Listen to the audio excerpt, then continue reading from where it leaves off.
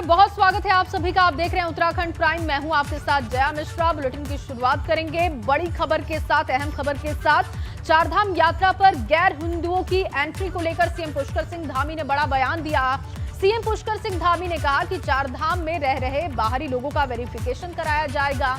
दरअसल साधु संत काफी समय से मांग कर रहे थे कि चारधाम में गैर हिंदुओं की एंट्री बैन होनी चाहिए। पिछले दिनों ये मामला हरिद्वार में सीएम धामी के सामने संतों ने भी रखा था और अब देखिए सीएम का बयान बहुत अहम है इस मसले पर। तो उत्तराखंड में किसी को भी माहौल खराब करने की इजाजत नहीं है। सीएम का बयान जो है वो हम आपको बता रहे हैं। साधु संतों ने सरकार से मांग की थी कि चारधाम में गैर हिंदुओं की एंट्री को बैन किया जा सके और अब देखिए सीएम पुष्कर सिंह धामी ने वेरिफिकेशन की बात कही है। उन तमाम लोगों का वेरिफिकेशन होगा जो कि गैर हिंदू हैं, चारधाम यात्रा में शामिल होंगे। साधु संतों की सर एक मांग बढ़ती जा रही है कि चारधाम क्षेत्रों से गैर हिंदुओं का प्रवेश वर्जित किया जाए। सरकार इसे कैसे देखती है और आपके संज्ञान में क्या बातें हैं? नहीं, हमारा प्रदेश शांत रहना चाहिए, हमारे प्रदेश की धर्म संस्कृति बची रहनी चाहिए। उसको लेकर सरकार अपने स्तर से भी इस पर ड्राइव चलाएगी और हम कोशिश करेंगे कि जिन लोगों के यहाँ पर ठीक प्रकार से वेरिफिकेशन नहीं है उनके भी वेरिफिकेशन हो। कोई इस प्रकार के व्यक्ति उत्तराखंड के अंदर ना आए जिनके कारण से यहाँ पर स्थिति खराब हो। देखिए, हमारा प्रदेश बहुत शांत प्रदेश है, धर्म और संस्कृति का केंद्र है। यहाँ पर अतिक्रमण के लिए कोई स्थान नहीं है। यहाँ पर सरकारी भूमि पर कब्जे के लिए कोई स्थान नहीं है। दंगा करने वाले, फसाद करने वाले या अनावश्यक रूप से धार्मिक उन्माद फैलाने वाले, उपद्रव करने वालों के लिए भी कोई स्थान नहीं है। हमने कहा है कि कल भी जो घटना हुई है उस पर ठीक प्रकार से जांच हो, सख्ती से जांच हो। जहाँ पर भी इस प्रकार की चीज़ें आएंगी वहाँ पर सख्ती से कानून अपना काम करेगा। चार धामों में गैर हिंदुओं के प्रवेश का मुद्दा उत्तराखंड में तूल पकड़ने लगा है। शंकराचार्य परिषद के अध्यक्ष और शांभवी पीठाधीश्वर स्वामी आनंद स्वरूप ने मुख्यमंत्री पुष्कर सिंह धामी को पत्र लिखा था जिसमें उन्होंने चारधाम में गैर हिंदुओं की एंट्री बैन करने की मांग की थी। स्वामी आनंद स्वरूप ने मुख्यमंत्री को लिखे पत्र में कहा कि काली सेना के साथ मिलकर परिषद ने हिमालय हमारा देवालय है अभियान चलाया है। इसमें चारधाम यात्रा में गैर हिंदुओं का प्रवेश निषेध कराए जाने की मुहिम चलाई गई है। कहा गया है कि उत्तराखंड हिंदुओं की ऊर्जा दात्री भूमि है।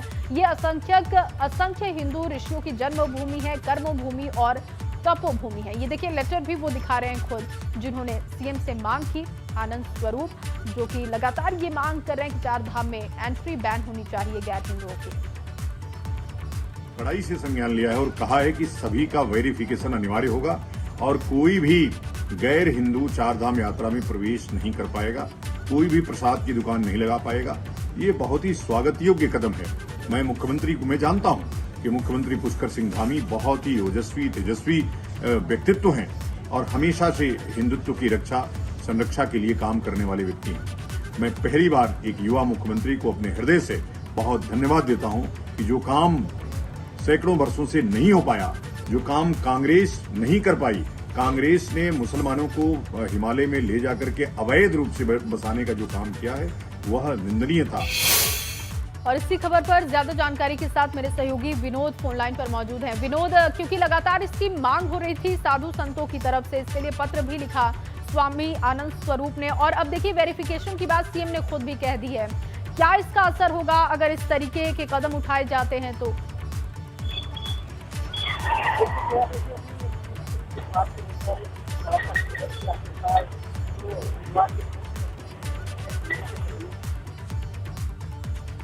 विनोद, आपकी आवाज नहीं पहुंच पा रही है। एक बार फिर से विनोद को कनेक्ट करेंगे। लगातार आपको ये बड़ी खबर दे रहे हैं, चारधाम में रह रहे लोगों का वेरिफिकेशन होगा। ये बयान सीएम पुष्कर सिंह धामी ने दिया है। उत्तराखंड में अब गैर हिंदुओं के लिए नए नियम हो सकते हैं, इसकी मांग उठाई जा रही थी साधु संतों की तरफ से। देखिए, हम लगातार आपको खबर बता रहे, वो लेटर भी दिखा रहे थे जो कि स्वामी आनंद स्वरूप की तरफ से सीएम को लिखा गया। उन्होंने सीएम के फैसले का स्वागत किया है। उत्तराखंड में किसी को माहौल खराब करने की इजाजत नहीं होगी, ये सीएम पुष्कर सिंह धामी का बयान है। साधु संतों ने सरकार से मांग की थी कि गैर हिंदुओं की एंट्री बैन की जाए चारधाम यात्रा में, लेकिन एक जो कदम अब हो सकता है कि आने वाले समय में उठाया जाए, क्योंकि 3 मई से चारधाम यात्रा की शुरुआत भी हो रही है और ऐसे में अगर वेरिफिकेशन होता है तो इसका बड़ा असर गैर हिंदुओं पर पड़ेगा जो वहां पर कामकाज करते हैं, जो कि आर्थिक रूप से चारधाम यात्रा पर आधारित है। रुड़की के भगवानपुर में हनुमान जयंती के मौके पर हुई घटना को लेकर कांग्रेस कार्यकर्ताओं ने देहरादून में धरना दिया है। कांग्रेस कार्यकर्ता गांधी पार्क के बाहर बैठ गए। कांग्रेस का कहना है कि वो धार्मिक सद्भावना और सौहार्द के लिए धरना दे रहे हैं।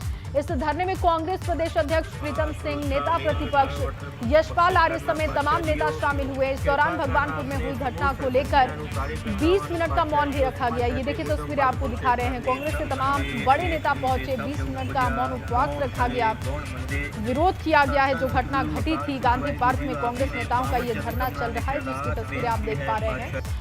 और सरकार से कानून व्यवस्था को लेकर इनकी नाराजगी है। सरकार पर कई आरोप इन्होंने लगाए हैं। भगवानपुर में जो घटना घटी उसको लेकर कांग्रेस का मौन उपवास देखने को मिला। 20 मिनट का ये मौन उपवास रहा।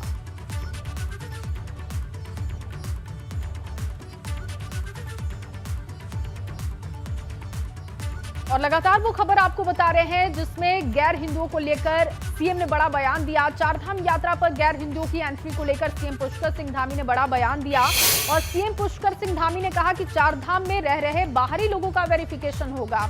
दरअसल साधु संत काफी समय से इसकी मांग भी कर रहे थे। चारधाम में गैर हिंदुओं की एंट्री नहीं होनी चाहिए।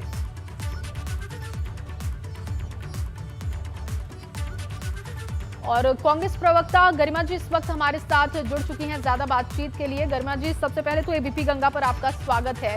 सीएम पुष्कर सिंह धामी ने जो बयान दिया है, वेरिफिकेशन की बात कही है, क्या कांग्रेस का पक्ष है उस पर? देखिए, मुझे लगता है कि प्रदेश के मुखिया के मुखारबिंद से इस तरह की बात अच्छी नहीं लगती। मैं पुष्कर सिंह धामी जी से कहना चाहती हूँ कि प्रदेश को और देश को बांटते बांटते आखिर कितना और नीचे गिरोगे आप लोग। आप ये बताइए कि कौन सा मंदिर मस्जिद ये सिखाता है कि नफरत फैलाओ? कौन ये सिखाता है कि लोगों में इस तरह से भेदभाव करो? क्योंकि आपके धार्मिक स्थल पर यदि और लोगों को और धर्मों के लोगों को भी सुकून मिलता है या कोई प्रेरणा मिलती है तो ये तो हमारे लिए गौरवान्वित होने वाली बात है। अगर उनका रुझान, उनका झुकाव हमारे धार्मिक स्थल की तरफ हो रहा है तो ये क्या हम लोगों के लिए गौरव की बात नहीं है, सम्मान की बात नहीं है? तो ऐसे में जिस वक्त हम लोग बीमार होते हैं, जिस वक्त हम लोग हॉस्पिटलाइज्ड होते हैं, जिस वक्त हमको खून चढ़ता है, उस वक्त तो हम नहीं पूछते हिंदू का चढ़ा रहे हो या मुसलमान का चढ़ा रहे हो। उस वक्त क्या मुख्यमंत्री जी कहेंगे खून को वेरीफाई करके लाइए कि ये हिंदू का है या मुसलमान का है? सबसे बड़ी बात तो है कि साधु संतों की ये मांग थी और सीएम का ये कहना है कि संतों की मांग नहीं है, ध्यान में रखा गया नहीं। बिल्कुल मैं इस बात को नकारती हूँ। ये साधु संतों की मांग थी। ये 1-2 जो स्लीपिंग सेल हैं भाजपा के, जिनको समाज में इसी काम के लिए छोड़ा गया है, नफरत फैलाने के लिए छोड़ा गया है, दंगा फसाद कराने के लिए छोड़ा गया है, समाज को बांटने के लिए छोड़ा गया है, ताकि महंगाई से, बेरोजगारी से और भ्रष्टाचार से ध्यान भटकाया जा सके, ताकि देश का नैरेटिव चेंज किया जा सके, ताकि टीवी चैनलों में होने वाली बहस और समाचार पत्रों में होने। शांभवी पीठाधीश्वर स्वामी आनंद स्वरूप ने मुख्यमंत्री को पत्र लिखा और उन्होंने इसका स्वागत भी किया जब ये बात कही है सीएम ने। साथ ही साथ संतों का ये भी आरोप है कांग्रेस पर कि गैर हिंदुओं को पहाड़ में आप लोग बसाना चाहते हैं और इसीलिए आप लोग ज्यादा समर्थन देते हैं उनको। नहीं, किसको बसाना कौन चाहता है ये बात की बात है। आप बताइए, क्या हमारे प्रदेश में अलग अलग धर्म जाति के लोग नहीं रहते? क्या हमारा देश हमारा जो उत्तराखंड प्रदेश है, क्या यहाँ एक ही धर्म और जाति के लोग रहते हैं? तो ऐसे में मुखिया के मुंह से तो कम इस तरह की बातें अच्छी नहीं लगती, क्योंकि मुखिया पिता समान होता है, वो सबका संरक्षक होता है, वो पूरे प्रदेश के हर धर्म के, हर जाति के, हर वर्ग के लोगों के, हर संस्कृति के लोगों का संरक्षक और मुखिया है। ऐसे में अगर मुखिया इस तरह की बातें करने लगे तो मुझे लगता है हमारा गलत दिशा में देश जा रहा है। बहुत शुक्रिया गरिमा जी आपका अपना समय देने के लिए, एबीपी गंगा से बातचीत करने के लिए। तो अब ये मुद्दा देखिए राजनीति का विषय हो चुका है। कांग्रेस का इस पर पक्ष है कि भारतीय जनता पार्टी बांटने का ही तो काम करती है। ये बयान भी इसी कड़ी में अब बांटने का काम ये बयान करेगा। सीएम पुष्कर सिंह धामी ने जिस तरीके से बयान वेरिफिकेशन का दिया। और विनोद मेरे सहयोगी लगातार फोन लाइन पर मौजूद थे, लगातार वो हमें जानकारी दे रहे थे और अब लाइव जुड़ चुके हैं विनोद देखिए इस पर कांग्रेस का पक्ष ये है कि बांटने का काम किया जा रहा है भारतीय जनता पार्टी की तरफ से। चारधाम यात्रा शुरू होने से पहले सीएम का ये बयान भी उसी कड़ी में बहुत महत्वपूर्ण है। लेकिन क्या असर इसका होगा अगर वेरिफिकेशन होता है? उन तमाम लोगों पर क्या असर होगा जो चारधाम यात्रा का इंतजार करते हैं आर्थिक रूप से खुद को मजबूत करने के लिए? बिल्कुल जय, देखिए महत्वपूर्ण होगा। ये पूरा मसला वैसे उत्तराखंड में अब तूल पकड़ने लगा है और ये पूरा मामला हरिद्वार की धर्म संसद में उठ चुका है और जो शंकराचार्य परिषद के अध्यक्ष हैं आनंद स्वरूप, उन्होंने मुख्यमंत्री को पत्र लिखकर ये आग्रह किया है कि जो इस बार की चारधाम यात्रा होगी उसमें केवल हिंदू ही प्रवेश करे, यानी गैर हिंदुओं का प्रवेश वर्जित कर दिया जाए। और जिस तरह से तीर्थ पुरोहितों की मांग थी, आनंद स्वरूप की मांग थी कि इस बार चारधाम यात्रा में केवल हिंदू ही प्रवेश करे, तो इसको लेकर आज मुख्यमंत्री ने कहीं ना कहीं साफ तौर पर तीर्थ पुरोहित हो या साधु समाज हो या फिर आनंद स्वरूप का जो लिखा गया पत्र हो उसको अंदर खाने सपोर्ट जरूर किया है। और देखिए राजनीतिक प्रतिक्रिया इसमें जरूर आएगी, धर्म की तरफ से प्रतिक्रिया आएगी।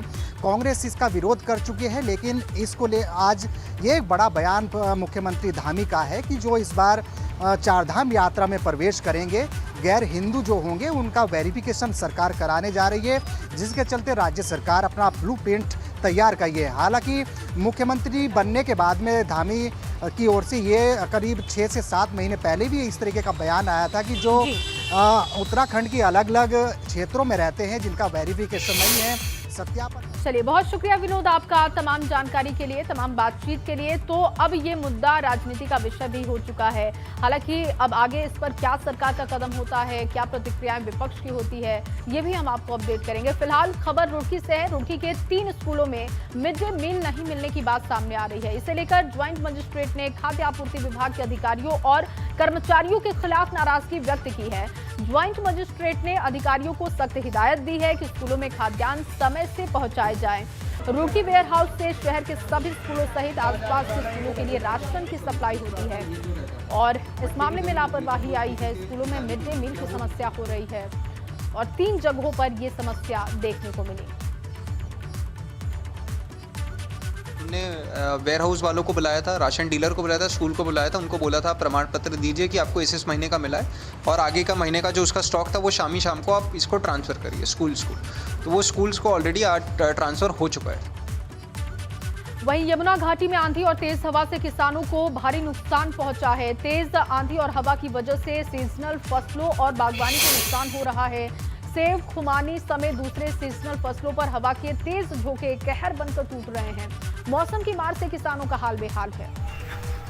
तो किसानों को नुकसान हो रहा है, बागवानी को नुकसान हो रहा है। जो सीजनल फल हैं, सब्जियां हैं, उनको नुकसान तेज हवा की वजह से लगातार पहुंच रहा है और किसानों की फसलों को नुकसान हो रहा है।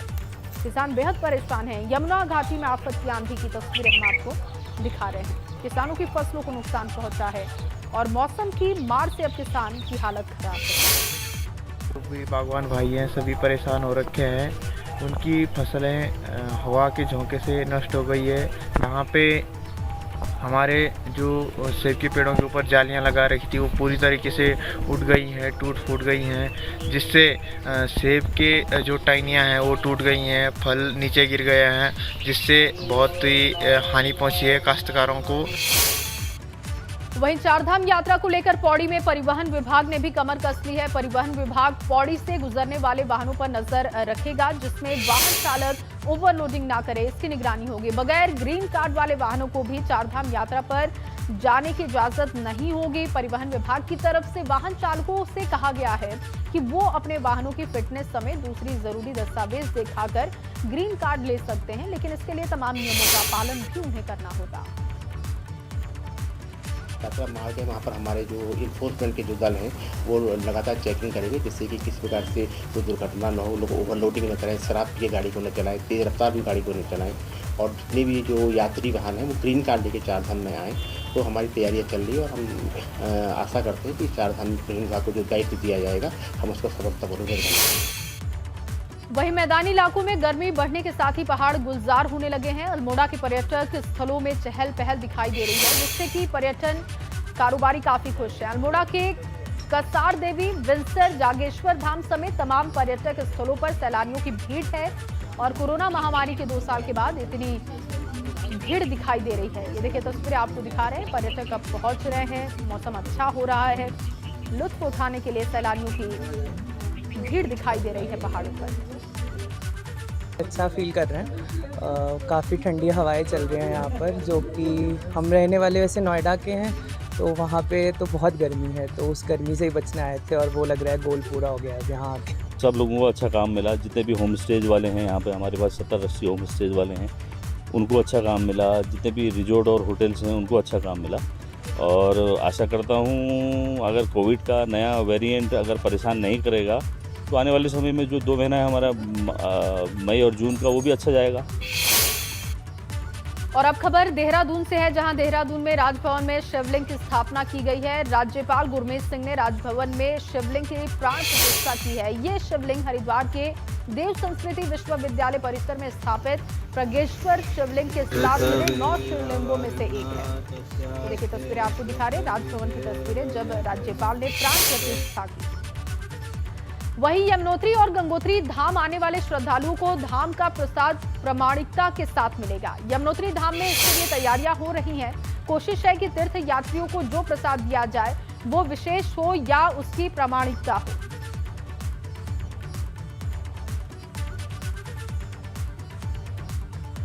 राष्ट्रीय कार्यक्रम जो हमारा भोग कार्यक्रम है, उसके तहत यमुनोत्री और गंगोत्री का जो प्रसाद है उसका भी हम भारत सरकार के FSSAI संस्था द्वारा प्रमाणित करवा रहे हैं, जिसमें हमको गंगोत्री के जो मुख्य अध्यक्ष हैं समिति के, उनकी सहमति मिल चुकी है। काशीपुर दौरे के दौरान सीएम पुष्कर सिंह धामी ने कहा कि वो पार्टी के सिपाही हैं, वो खुद कैसे तय कर सकते हैं कि वो कहां से चुनाव लड़ेंगे। चर्चा है कि सीएम चंपावत से चुनाव लड़ सकते हैं। हालांकि सीएम ने इसके लिए कहा कि थोड़ा इंतजार करना होगा, जल्द मौजूदा विधायक कैलाश गहतोड़ी इस्तीफा भी दे सकते हैं। साथियों ने, बहुत सारे मित्रों ने अनेकों स्थानों से चुनाव के लिए मुझे कहा है। मैं सभी का आभारी हूँ, सबका धन्यवाद देना चाहता हूँ। सारी स्थिति पार्टी हाईकमान को बता दी है, जल्दी ही पार्टी हाईकमान उस पर निर्णय लेगा। क्योंकि मैं पार्टी का सिपाही हूँ, मैं अपने बारे में स्वयं कैसे निर्णय ले सकता हूँ। चंपावत का सस्पेंस खत्म हो गया क्या?